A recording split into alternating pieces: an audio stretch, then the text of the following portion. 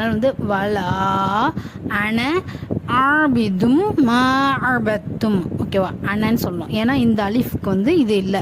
நம்ம அது இல்லாமல் இருந்துச்சுன்னா நம்ம அனான்னு சொல்லுவோம். அது இருந்ததுனால அதை விட்டுறணும்.